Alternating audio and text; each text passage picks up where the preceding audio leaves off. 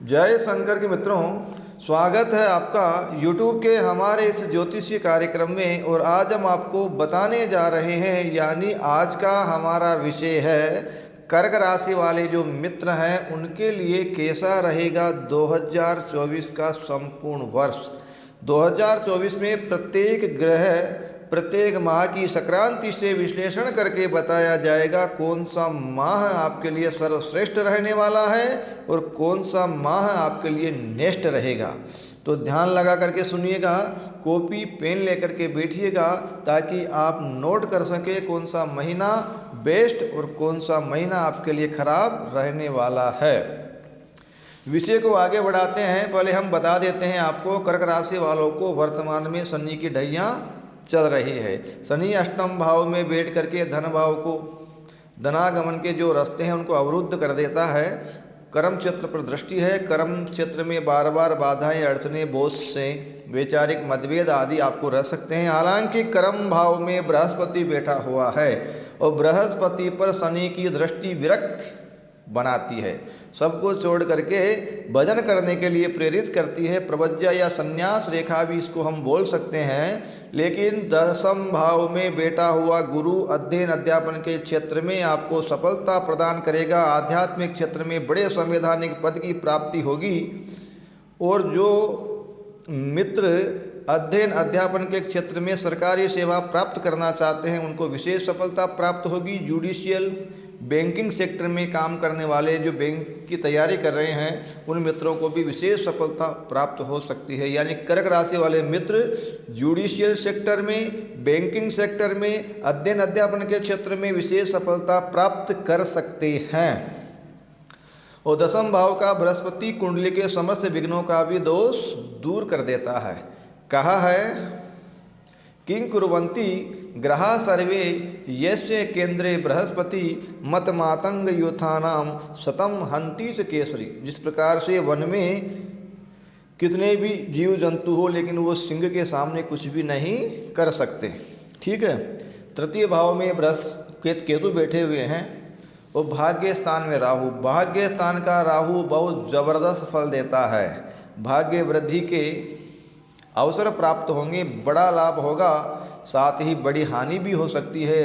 राहु हमेशा अनकंट्रोल देता है तो अनकंट्रोल ले भी लेता है। विशेष करके ध्यान रखें, शेयर मार्केट कमोडिटी क्षेत्र में काम करने वाले मित्र सावधानी से ही जुए सट्टे और शेयर मार्केट का काम करें। अब हम आपको बताते हैं जनवरी माह आपके लिए कैसा रहेगा। जनवरी माह में सूर्य बुध यानी मकर संक्रांति के बाद में सूर्य और बुध दोनों ही ग्रह सप्तम भाव में गोचर करेंगे। सप्तम भाव पत्नी का होता है। पत्नी का स्वभाव व स्वास्थ्य प्रभावित रहेगा। पत्नी से वैचारिक मतभेद रह सकते हैं। पत्नी या पार्टनरशिप को लेकर के ये महीना आपके लिए अच्छा नहीं रहेगा। लिख लीजिएगा, पत्नी से अगर आपके वैचारिक मतभेद हो रहे हैं, झगड़े हो रहे हैं, रोजाना रोली डाल करके भगवान सूर्य को स्नान करने के बाद में अर्घ दें तो आपका दाम्पत्य जीवन शांतिमय मंगलमय रहेगा। अब हम आपको बता देते हैं रोग स्थान में मंगल। जनवरी महीने में आपका जो संतान पक्ष का मालिक है मंगल, वो रोग भाव में रहेगा। गर्भवती स्त्रियां विशेष ध्यान दें क्योंकि गर्भ का कारक, संतान का कारक आपके यहाँ मंगल है। मंगल छठे भाव में संतान से संबंधित चिंता उत्पन्न कर सकता है। बाकी सब ग्रह आपके लिए बढ़िया रहेंगे। जनवरी का महीना आपके लिए मिला जुला रहेगा। पत्नी को छोड़ करके बाकी सब क्षेत्र में आपको विशेष सफलता प्राप्त होगी। फरवरी माह में मंगल और बुध की युति, सप्तम भाव में उच्च का मंगल है, रोचक नामक बड़े राज्यों का निर्माण करेगा।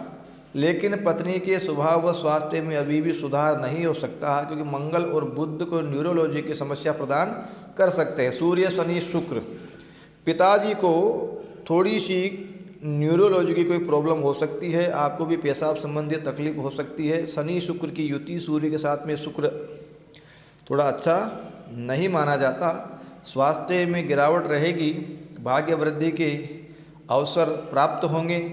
बृहस्पति आपके लिए अति उत्तम योग कारक बना हुआ है। सरकारी सर्विस की अगर तैयारी कर रहे हैं तो फरवरी महीना आपके लिए अति श्रेष्ठ रहने वाला है। मार्च का जो महीना है, मार्च के महीने में सूर्य राहु बुधादित्य योग तो हो गया, बुध के साथ में सूर्य भाग्य स्थान में है, लेकिन जड़त्व योग और ग्रहण योग से आप पीड़ित रहेंगे। मार्च का महीना आपके लिए बिल्कुल अच्छा नहीं रहने वाला है। पत्नी पक्ष में मंगल दाम्पत्य जीवन में वैचारिक मतभेद करवा सकता है। उच्च का मंगल है, पत्नी आक्रोशित रहेगी, पत्नी के स्वभाव में थोड़ी गर्मी देखी जाएगी, तो पत्नी के स्वभाव में गर्मी रहेगी तो उसका खामियाजा आपको भुगतना ही पड़ेगा। सावधानी रखें, मंगल का उपाय करें। मार्च का महीना आपके लिए मिला जुला रहने वाला है, लेकिन सूर्य राहु बुध की युति अच्छी नहीं है, बाधाएं आएगी, धननाश हो सकता है, अस्पताल आदि में व्यय हो सकता है, लड़ाई झगड़ा भी हो सकता है, पिता का स्वास्थ्य व स्वभाव दोनों ही प्रभावित रहेंगे। अप्रैल का महीना भी आपके लिए कुछ ज़्यादा अच्छा नहीं है। अप्रैल महीने में जड़त्व योग है, अनकंट्रोल स्पीच, वाणी पर संयम रखें। हालांकि आपका बृहस्पति बहुत बढ़िया है, बृहस्पति अध्ययन अध्यापन के क्षेत्र में आपको पूर्ण सफलता प्राप्त होगी, धनागमन के रास्ते खुलेंगे, नए मित्रों से मुलाकात होगी और धार्मिक क्षेत्र में बड़े संवैधानिक पद की प्राप्ति भी संभव है। अब भैया मई महीने में आपके कर्म क्षेत्र में रोचक नामक राजयोग बनेगा, लेकिन ग्रहण योग के कारण आपका कर्म पक्ष प्रभावित रहेगा, सर्विस को लेकर के चिंता रहेगी। बुधादित्य योग बना हुआ है, लेकिन संघर्ष के बाद में ही सफलता प्राप्त होगी। और मई महीने में गुरु आपका लाभ स्थान में 13 महीने के लिए विराजमान हो जाएंगे। 13 महीने तक बृहस्पति कर्क राशि वाले व्यक्ति सोने में इन्वेस्ट करके कमा सकते हैं, इंपोर्ट एक्सपोर्ट के द्वारा कमा सकते हैं। जो धार्मिक क्षेत्र में जो पंडित वगैरह हैं, पंडित कथावाचक, उनको विशेष सफलता प्राप्त होगी। 13 महीने आपके लिए बढ़िया है, देश विदेश की यात्राएं होगी, वैवाहिक जीवन उत्तम होगा, विवाह के योग बनेंगे, संतान सुख भी प्राप्त होगा। 11th हाउस में बैठ करके बृहस्पति पंचम हाउस को प्रभावित करेगा, सुसंतान प्राप्त होगी। तो मई का महीना आपके लिए बढ़िया रहने वाला है। जून महीने में आपके बुध थोड़ा द्वादश भाव में जाकर के थोड़ा सा विघ्न बाधा पैदा कर देंगे। 12वां बुध अच्छा नहीं है, वाणी पर कंट्रोल रखें। आप बोलना क्या चाहते हैं क्या भूल जाएगा, झगड़ा फसाद आदि हो सकता है। कर्म क्षेत्र में आपको सफलता प्राप्त होगी, धन आएगा, नए कार्य बनेंगे, प्रॉपर्टी क्षेत्र में विशेष लाभ होने की उम्मीद है। जून का महीना आपके लिए अच्छा रहेगा। जुलाई महीने में सूर्य द्वादश भाव में है, बुध लग्न में बैठ करके पत्नी पक्ष को प्रभावित कर रहा है। दाम्पत्य जीवन अच्छा होगा, पत्नी के स्वभाव व स्वास्थ्य में सुधार होगा। 11th हाउस का बृहस्पति बहुत बढ़िया है ही सही, कोई तकलीफ नहीं है। शनि आपके अष्टम भाव में बैठ करके थोड़े से ढैया जनित कष्ट आपको प्राप्त होंगे। शनिवार का व्रत करें, शनिवार के दिन पीपल के नीचे सरसों के तेल का दीपक जलाना ना भूलें। अगस्त महीने में गुरु और मंगल दोनों ही योग कारक होकर के कार्य क्षेत्र में बैठे हुए हैं। अगस्त का महीना आपका बहुत अच्छा रहेगा। हालांकि पत्नी का स्वभाव थोड़ा सूर्य की दृष्टि सप्तम भाव पर पड़ने से स्वभाव खराब रहेगा, लड़ाई झगड़े ग्रह क्लेश हो सकता है। लेकिन बुध और शुक्र की युति, धनागमन के समस्त रास्ते खुल जाएंगे, नए कार्य बनेंगे, नए मित्रों से मुलाकात होगी, नवीन व्यापार की स्थापना होगी, लक्ष्मी नारायण योग है, धनागमन के रास्ते खुलेंगे, धन प्राप्त होगा, शाही सुख प्राप्त होंगे और निरंतर उन्नति होने के शुभ अवसर आपको प्राप्त हो सकते हैं। अगस्त महीना बहुत अच्छा है, कोई दिक्कत नहीं है। सितंबर महीने में केतु और शुक्र की युति आपको त्वचा रोग, क्योंकि शुक्र सौंदर्य का कारक होता है, केतु के साथ में वो सौंदर्य को बिगाड़ने की कोशिश करेगा तो त्वचा रोग हो सकता है।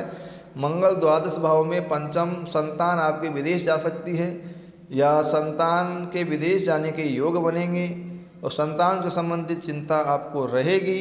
सूर्य धन भाव में आपको सरकारी सुविधाओं का संपूर्ण फायदा प्राप्त करवाने वाला है। धन भाव का स्वामी धन भाव में हो, सरकार से पूर्ण सहायता मिलेगी और राजनीति के अंदर बड़े पद की प्राप्ति हो सकती है। सूर्य आपको प्रकाशित कर देगा, धनागमन के समस्त रास्ते खुल जाएंगे, जीवन में कभी धन की कमी नहीं हो, इतना धन भी आपको आकस्मिक प्राप्त हो सकता है। सितंबर महीना आपके लिए बेस्ट रहेगा। अक्टूबर महीने में मंगल द्वादश भाव में है और बुधादित्य योग, ग्रहण योग के कारण थोड़ा पिता का स्वास्थ्य उस भाव प्रभावित रहेगा, बाकी सब फल आपके लिए पॉजिटिव रहेंगे। धन कर्म क्षेत्र में किसी प्रकार की दिक्कत नहीं रहेगी। व्यापार व्यवसाय बढ़ेगा, विदेश व्यापार हो सकता है, विदेश जाने के योग भी बनेंगे। कर्म क्षेत्र में इंपोर्ट एक्सपोर्ट आदि जो काम करते हैं उनको विशेष फायदा रहने वाला है। प्रॉपर्टी रियल एस्टेट वालों के लिए भी विशेष श्रेष्ठ रहेगा अक्टूबर का महीना। नवंबर महीने में आपको पंचम भाव में लक्ष्मी नारायण योग, संतान विशेष सफलता प्राप्त करे, संतान की सरकारी सर्विस लग सकती है, सूर्य आपके फेवर में रहेंगे। प्रॉपर्टी संबंधित कोई विवाद चल रहा है, आपकी विजय प्राप्त होगी। घर में मांगलिक कार्य होंगे, पुत्र या पुत्री के विवाह होने के योग बनेंगे, संबंध होगा। धनागमन के रास्ते खुल जाएंगे, बड़े संवैधानिक पद की प्राप्ति भी हो सकती है। नवंबर महीना आपके लिए श्रेष्ठ है। और दिसंबर महीना भी बुधादित्य योग पंचम भाव में रहेगा, संतान और घर में शांति, रुका हुआ धन प्राप्त हो सकता है। नए व्यापार की स्थापना इस महीने में होना संभव है। हालांकि शनि इसमें शुक्र छठे भाव में बैठ करके मूत्र विकार या पत्नी के स्वभाव को थोड़ा सा प्रभावित कर सकता है, बाकी सब श्रेष्ठ है। वार्षिक भविष्य फल के अंतर्गत में इतना ही कहना चाहूँगा कि शनि अष्टम भाव में विराजमान होकर के ढैया जनित कष्ट आपको प्राप्त हो सकता है। शनिवार के दिन शनि महाराज की विशेष पूजा अर्चना करें, विशेष शुभाशीर्वाद प्राप्त करें।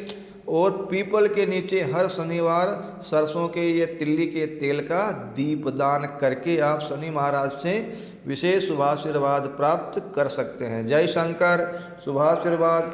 फिर मिलेंगे किसी अलग विषय के साथ में। राम राम।